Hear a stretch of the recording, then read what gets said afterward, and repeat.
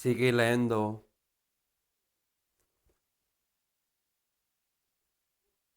Mentiras piadosas.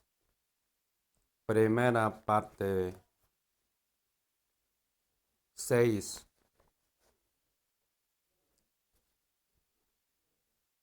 Sir había facilitado a Messi varios nombres, como esta le había pedido, junto con una invitación a visitar tanto su casa de la ciudad de Hendis Park como su residencia de campo en Cambridge,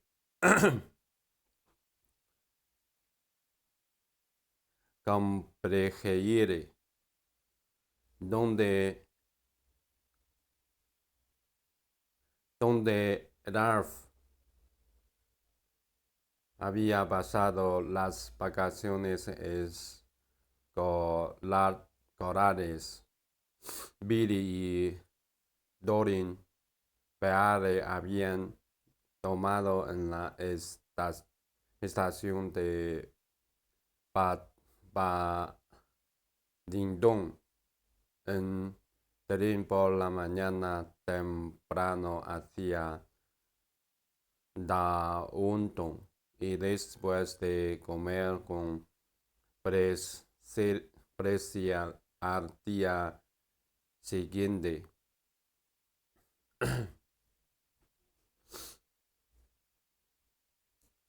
Viernes. Messi tenía la intención de viajar en coche a Chertone para ver a su padre antes de continuar el viaje hacia Hastings el sábado para la mañana. Mientras pensaba en los 2 días siguientes, su plan para la investigación en curso iba tomando forma en un peligro de papel grande que denominaban mapa del caso. Entonces sonó el teléfono.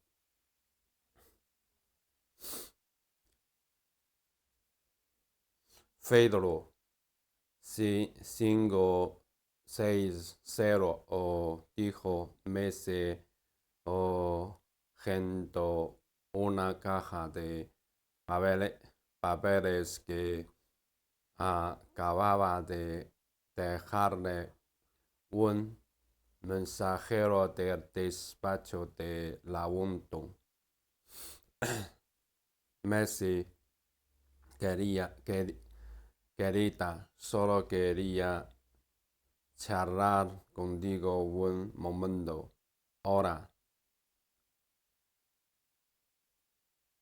Andrew, contestó ella mordiéndose el interior del labio, aunque habían planeado pasar el día juntos, se sentía dividida, pues deseaba estar a solas para pensar con tranquilidad en los dos casos que en ese momento le preocupaban más que cualquier otra cosa.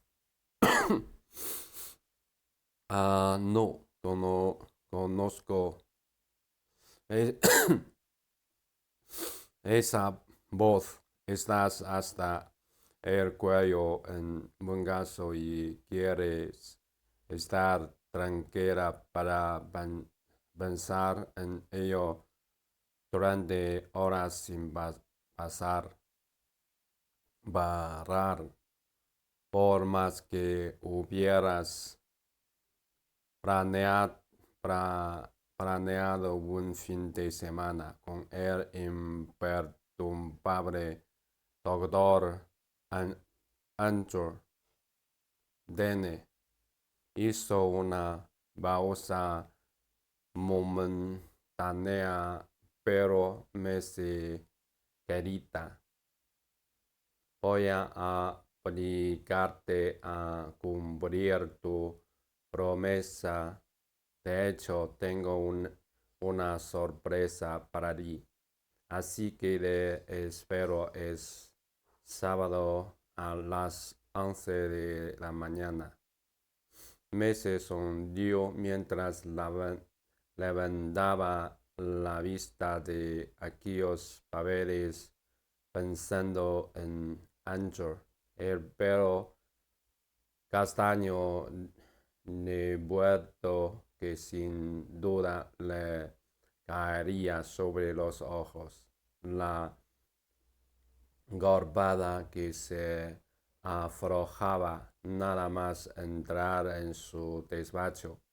La chaqueta de paño que tiraría de cualquier forma en el despacho de su silla para ponerse la bata blanca mientras hablaba con ella. Está bien, está bien, no confieso, iba a intentar escabullirme.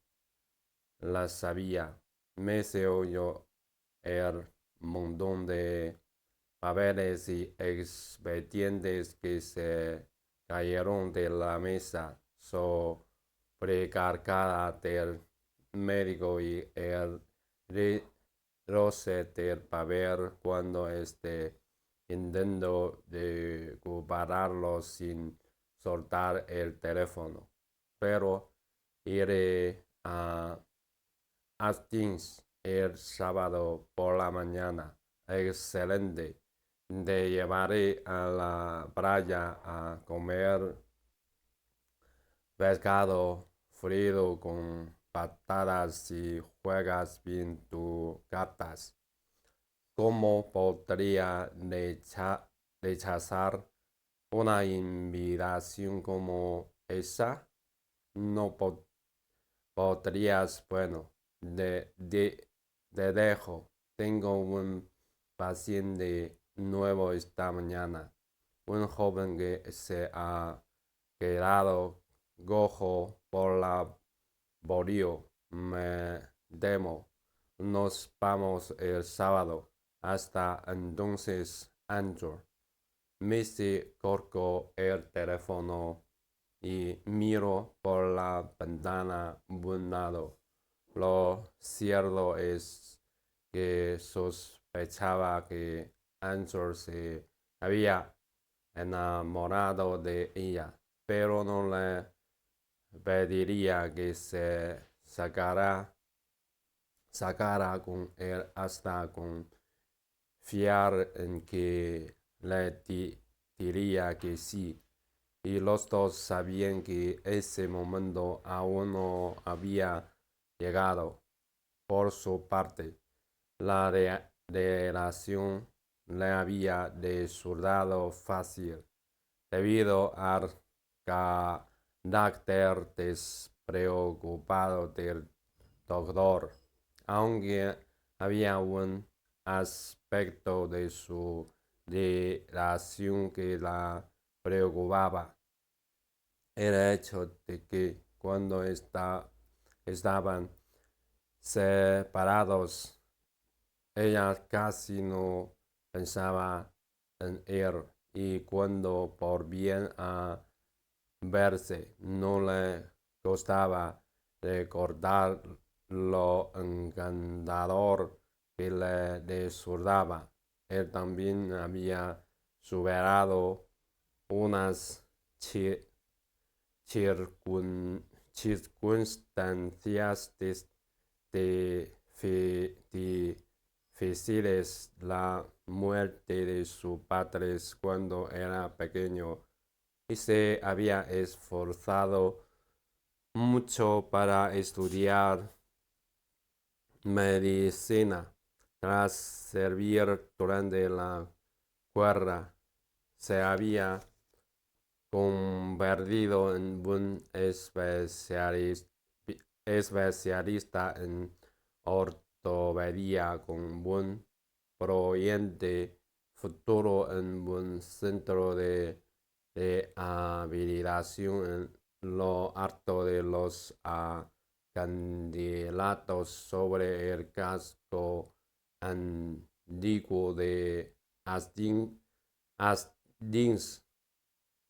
Sussex, Mesia Bases envidiaba la forma en que el doctor se negaba a permitir que el peso del pasado se convirtiera en una carga para él, aunque sospechaba que utilizaba la frivolidad y las bromas como antídoto para el sufrimiento propio y de su paciente.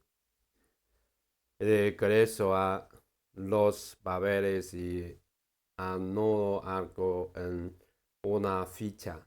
Miro la hora. Laudon le había dado el nombre de tres mujeres que afirmaban ser mediums a los que había acudido su esposa y tenía la intención de ir a verlas ese mismo día.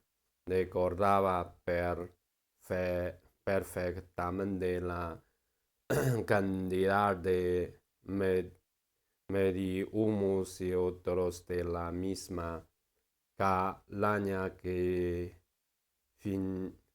fingían tener una relación especial con los muertos y afirmaban tener noticias sobre un hijo, un padre, un hermano o un esposo fallecido. También recordaba a los dolientes personas a las que su mentor Maurice Branche había tratado después de la decepción del engaño, así como a los médicos a los que había cuestionado y echado en efecto de la profesión. Durante su aprendizaje, Maurice y ella habían trabajado juntos para desarticular una red de mediumos que estafaban en dinero a sus víctimas a cambio de mensajes falsos de los seres queridos que habían perdido.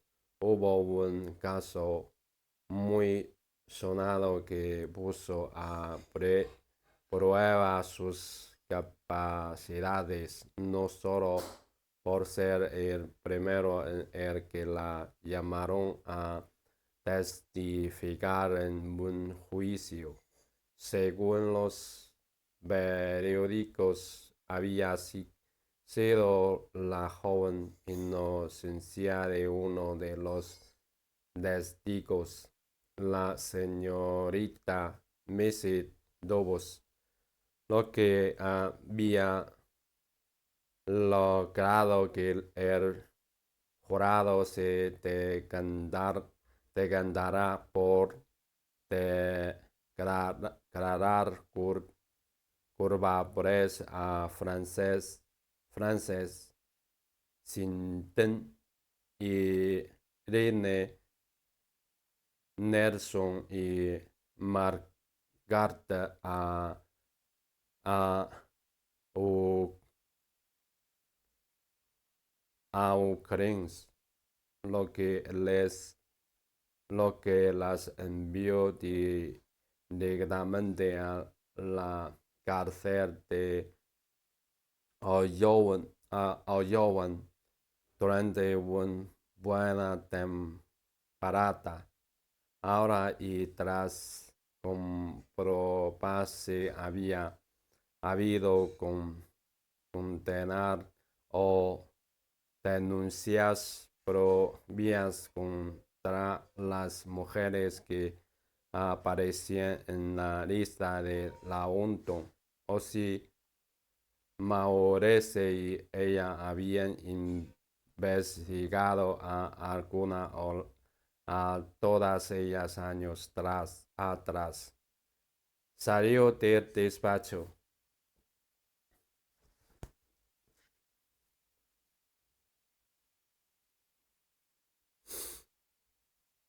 Baron Lord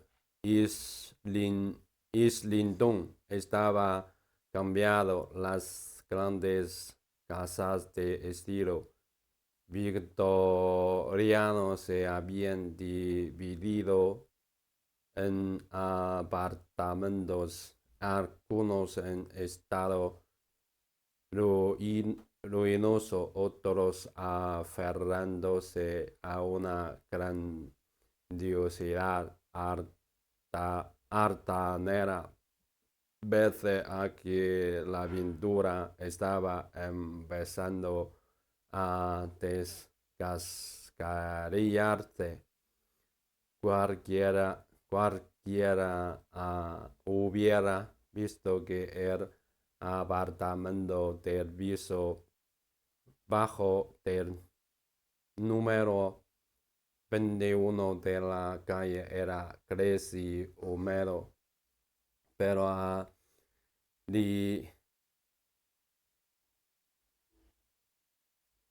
Lien Browning le daba bastante igual la fachada crecida por el orín cabraba color con jardineras en las ventanas llenas de geranios rosas y rojos, y en cada escalón hasta el apartamento había una maceta mediana de terracota con flores de vivos colores. En una jardinera más grande, la señorita Bro- Browning había plantado hierba que se enrollaba vigorosamente alrededor de la barandilla, barandilla de hierro que acababan de cambiar, ya que habían tenido que arrancar la original para usarla en la fabricar de armamento al comienzo de la guerra en 1914.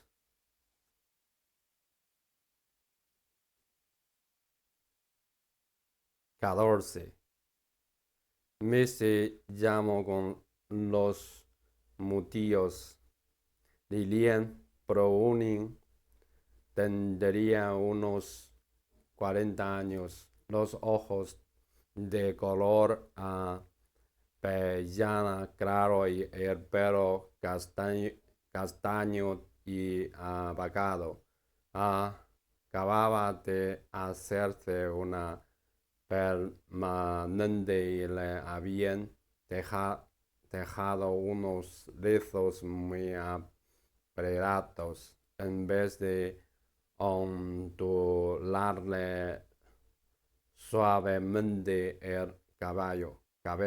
Le pareció que el sencillo vestido de color verde claro se le ajustaban un poco en la cintura, lo que tal vez indicaba que había tenido una figura experta cuando era más joven, pero en ese momento tenía una edad en la que era aconsejable reducir un poco la cantidad de comida. Sí, sí, la mujer entrecerró un poco los ojos y la miró con una sonrisa mientras sacaba unas gafas de montura metálica del bolsillo de la Rebeca negra y se las ponía para estudiar en detalle a la mujer que llamaba a su puerta. Señorita Browning, sí, ¿en qué puedo ayudarla? Me llamo Missy Tobos. Me preguntaba si podría hablar con usted un momento, dijo Missy sonriendo y ladeando un poco la cabeza. Un gesto en teoría significante que a ella le daba muy buen resultado. Bien, viene aquí, le eche las cartas. Bueno, más bien me interesa su trabajo, señorita Browning. ¿Puedo pasar? La mujer asintió con la cabeza y se hizo a un lado para dejarla entrar. Después la condujo por un estrecho pasillo hasta una salida a la derecha. ¿Viene por recomendación de alguna amiga? Algo así. Mientras esperaba a que la invitara a sentarse, echó un vistazo a la salita.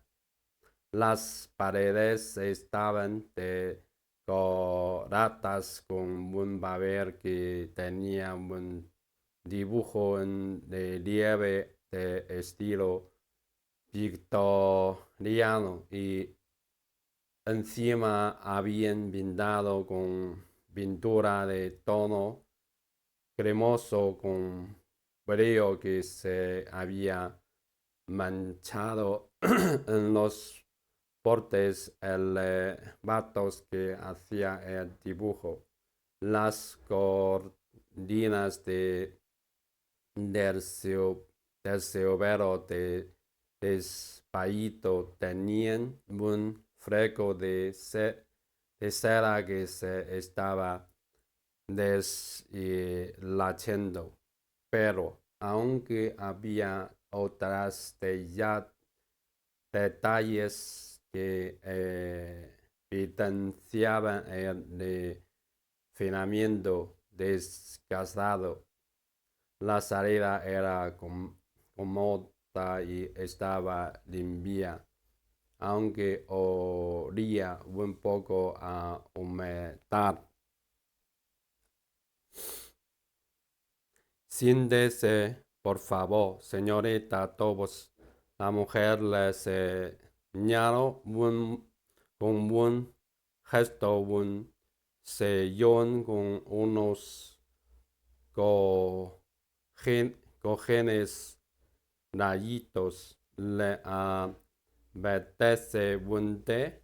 No, gracias, respondió Mese sonriendo otra vez. Se sentía aliviada porque porque sabía que no tenía nada que temer ni ninguna amenaza frente a la que defenderse en aquella casa. Ningún espíritu sobrenatural había estado allí. Pro, Browning, Browning no era más que un farsante que intentaba llegar a fin de mes, pero podría serle huir. ¿Qué puedo hacer por usted, señorita Tobbs? Preguntó la mujer sacando una baraja de tarot de una caja de madera que tenía sobre el aparador. Compró un cherín con 6 peniques por echar las cartas. Mas si quiere que convoque a los espíritus, no sería necesario. Señora Browning, debería haberle dicho nada más llegar que he venido a preguntar por una antigua clienta suya, Lady Kenneth Launton. La mujer se levantó enseguida, guardó de nuevo las cartas y se cruzó de brazos. Como bien dice, debería habérmelo comentado al llegar. Le habría confirmado que no tengo nada que decir sin necesidad de pasar de la puerta. ¿Es usted de la policía? Mrs. se declinó en el sillón. No, no soy de la policía, pero intento ayudar al esposo de Agnes Launton a cerrar el asunto de su hijo y guardar su recuerdo y el de su esposa en paz. Tengo entendido que vino a pedirle ayuda.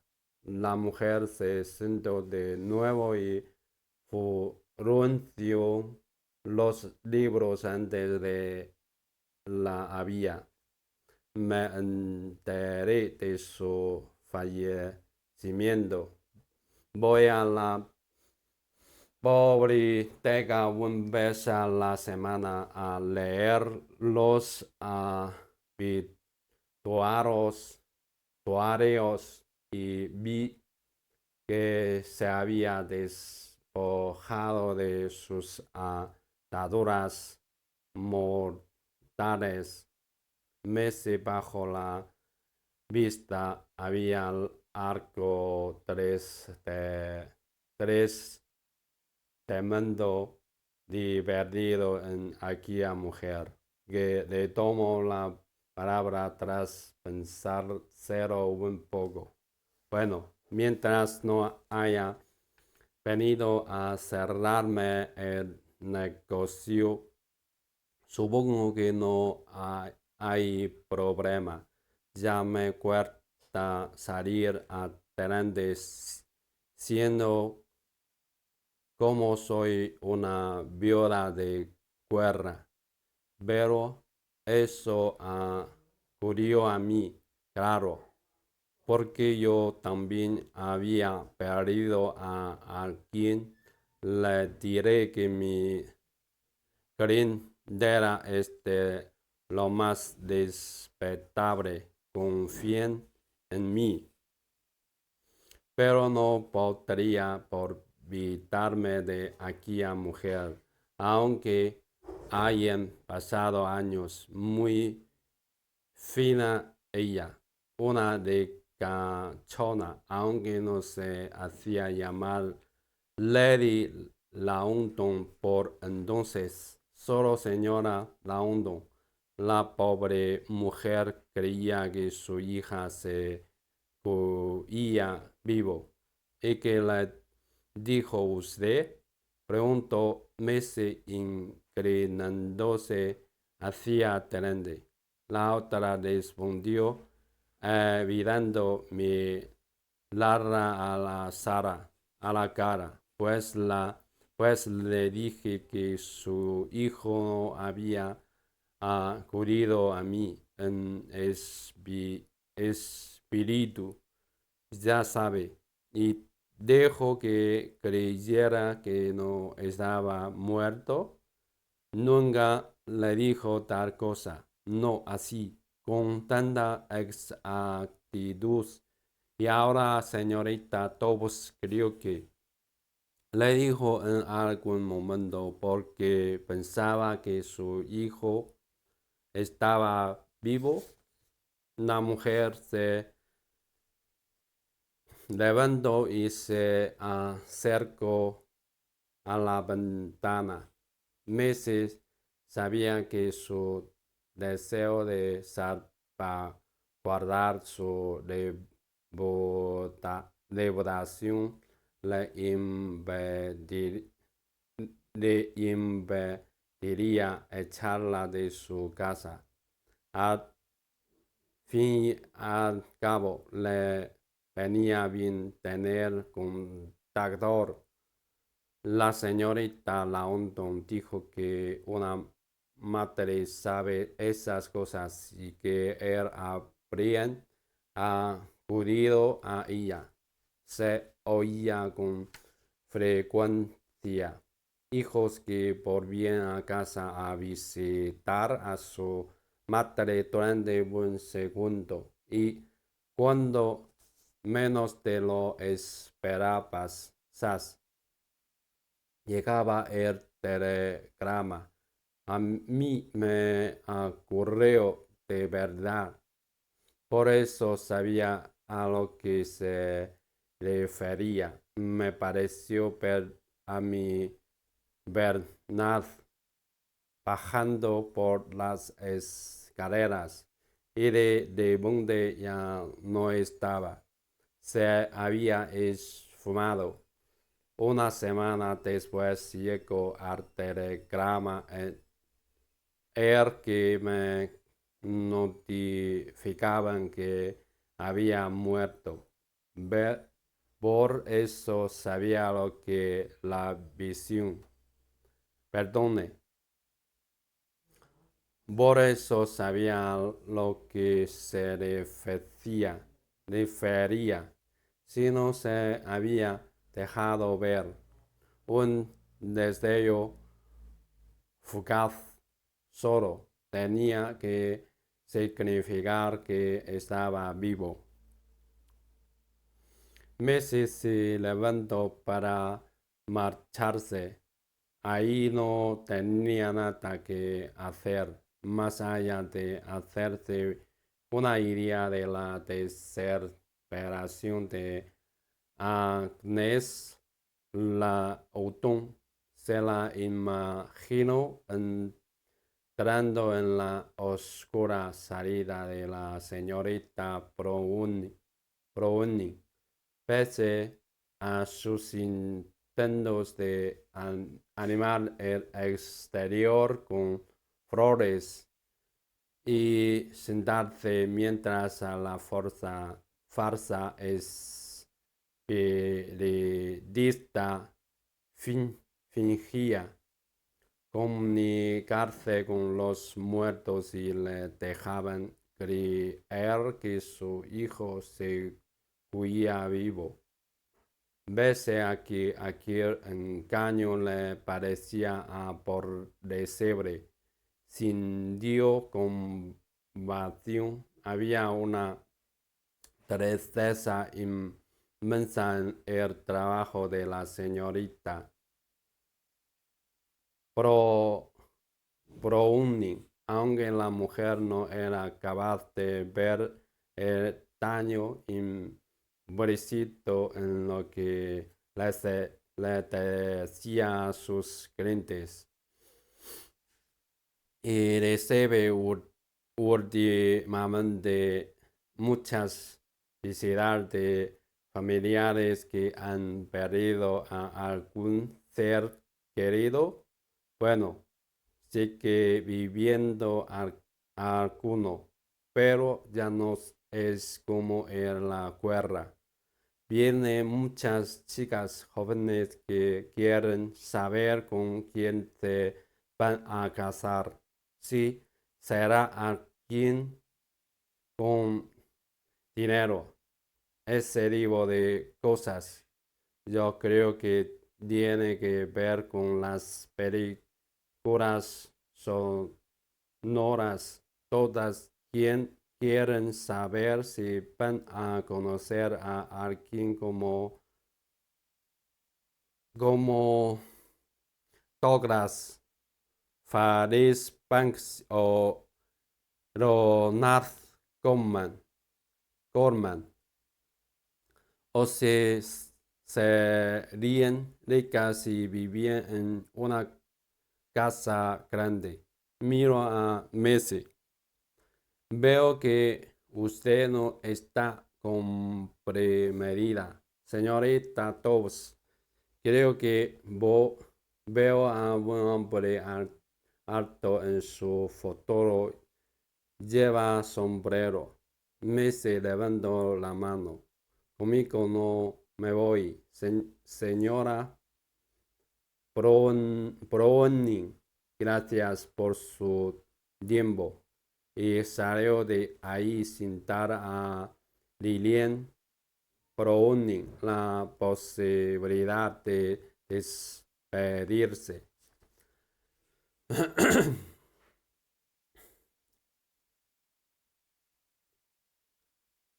La siguiente parada era Camberwell y Buntar, señorita Darby. La casera adosada estaba por la parte posterior a la vía del tren. Se respiraba un aire a con constante ir y venir de las locomotoras de pavor que entraban y salían de las principales estaciones de la ciudad y en los jardines de las casas se advertían de residuos de combustible sin tratar para las carteras procedentes de las minas de carbón galesas. Llamó a la puerta del número 5 de Tendon, de donde contestó una mujer menuda de unos 60 años. Messi se daba la nariz y la boca con un bañuelo que se le dieron un segundo para decir rápidamente: soy Messi Tobos.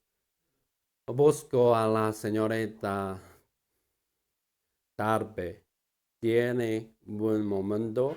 A continuación, Messi no votó enviar doser. La mujer ascendió y se hizo a buen lado para que pasara, pero no dijo nada más hasta entrar en la casa. Mientras se dirigía al salón, hay días que ni siquiera puedo salir a mi propio jardín. yendo la ropa y cuando la recojo está llena de puntidos negros sin borde igual. Ha sido así desde que vine a vivir aquí, pero últimamente, desde que vi la greve, hay perdone, señorita Tobos. Sin deseo, la mujer señaló un silla, unos, un unso de madera y acercó otra vara ella. A continuación, le tomó la mano. La algún ser querido ha fallecido.